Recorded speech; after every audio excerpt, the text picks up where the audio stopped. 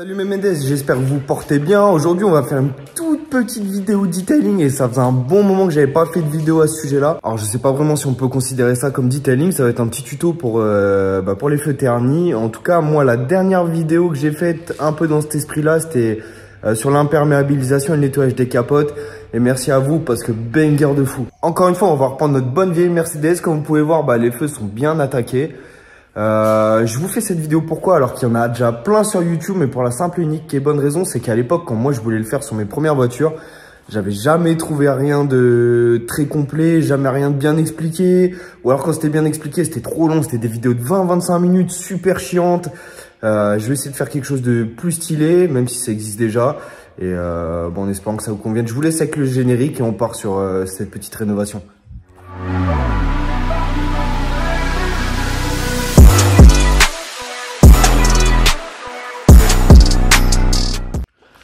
Alors première chose, pourquoi? Tout simplement, en fait, il y a plusieurs raisons à ça. La première, c'est effectivement, les gens pensent aux UV. Alors effectivement, il y a les UV solaires qui sont très importants, mais il y a également les UV lunaires qui jouent un gros rôle sur les optiques qui ternissent comme ça. L'avantage, c'est qu'en France, les UV solaires, comme vous pouvez le voir, c'est pas ce qui nous inquiète le plus.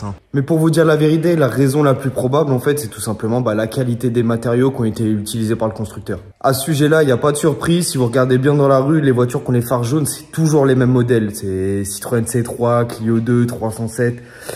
C'est des marques où malheureusement, les polycarbonates utilisés pour faire la glace des feux sont pas de super bonne qualité et vieillissent très mal. Alors il n'y a pas que les marques généralistes, par exemple chez BM ça arrive fréquemment sur les séries 1 et même par exemple chez Audi sur beaucoup de Q7, mais généralement il n'y a pas beaucoup à chercher. Une voiture où le polycarbonate utilisé est de très bonne qualité vieillira mieux que celui qui est de mauvaise qualité. Bon les Mendes, trêve de blabla, c'est parti et je vous explique exactement comment faire. Alors l'avantage c'est que la première partie ça nécessite pas grand matériel, juste un sprayer avec de l'eau savonneuse dedans. Scotch de masquage, idéalement, ce qui va en fait nous permettre de masquer toutes les parties sensibles autour des optiques. Et cette petite pochette très intéressante composée de papier de verre que j'ai trouvé sur Amazon, qui est très complète avec vraiment tous les grains. Et voilà, ça servira vraiment à effectuer la partie ponçage et après la partie polissage. La partie ponçage, pour ceux qui sont équipés, peuvent le faire à la machine. Là, je vais le faire à la main. La partie polissage, je vais le faire à la machine, mais vous pouvez le faire à la main. Et c'est d'ailleurs pourquoi, vous allez comprendre, je vais remonter très haut dans les grains jusqu'à 3000. Il y en a beaucoup qui vont me dire c'est pas nécessaire de remonter aussi haut. Alors c'est très vrai, c'est pas obligé d'aller jusqu'aussi fin dans les grains, mais quand vous avez une machine, c'est possible. Pour quelqu'un qui le fait à la main, remonter une trace de ponçage 3000, c'est pas tout le temps easy. Donc c'est pour ça que moi je vais remonter le plus haut possible pour que les personnes qui n'ont pas la machine et qui vont faire le polissage à la main avec un pad manuel et du polish pourront quand même réussir à sauter les traces de ponçage.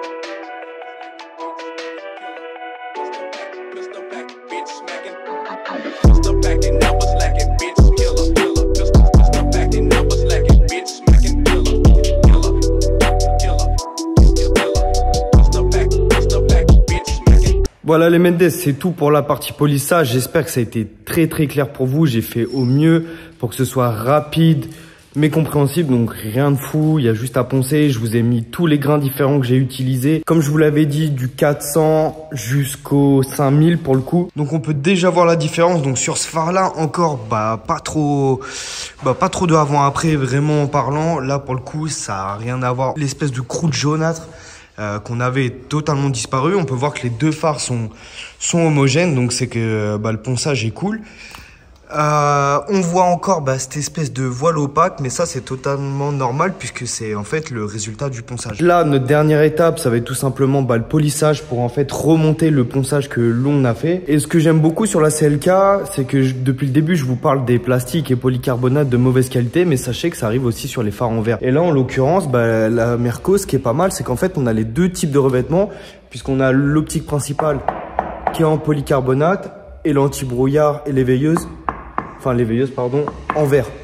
Et comme vous avez pu le voir au début de la vidéo, sur le phare conducteur, les deux étaient attaqués pareil. Pour la partie polissage, vous pouvez le faire totalement à la main. Moi, je vais le faire à la bécane parce que c'est quand même beaucoup mieux et beaucoup plus rapide.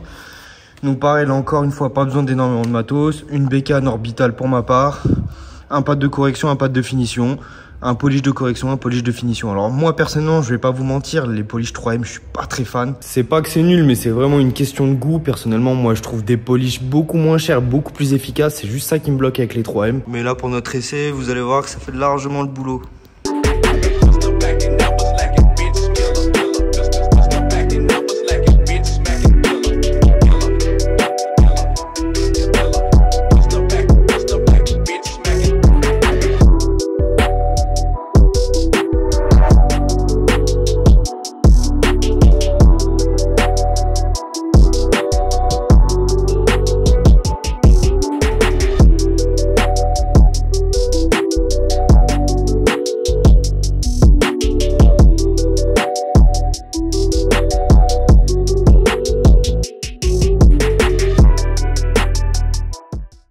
Voilà mes Mendes, la partie polissage est terminée, donc on peut voir largement la différence.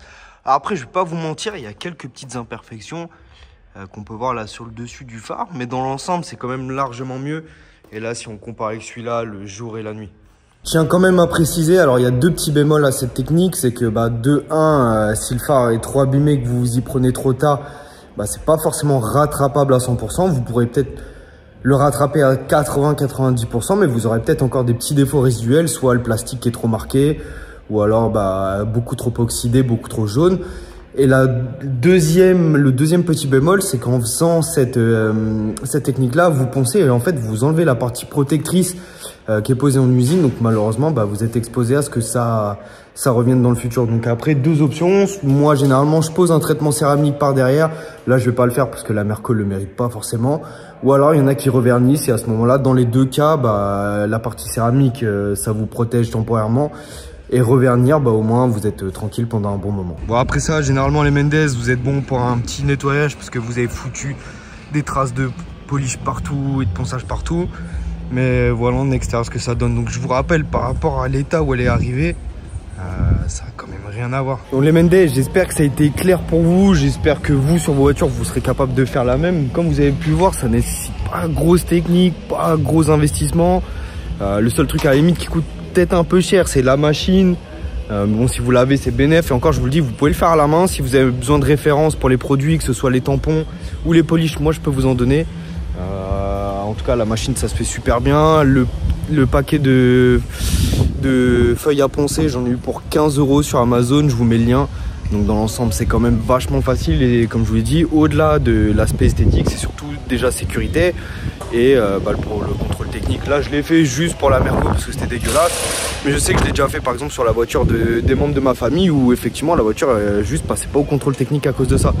Donc j'espère que ça a été clair, j'espère que le format sera court, ça vous permettra d'avoir toutes les étapes, de le faire chez vous. C'est vraiment accessible à tout le monde, je le répète. Donc plutôt que de lâcher des 50, 100 € pour que quelqu'un vous fasse, lâchez vos 20, 30 balles même avec des produits de qualité moyenne, faites-le vous-même et en plus de ça c'est super gratifiant.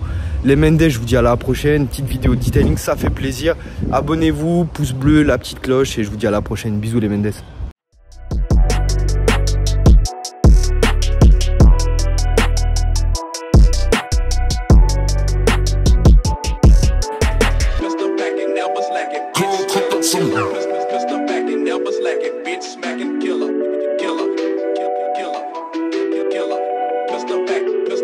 beat smacking.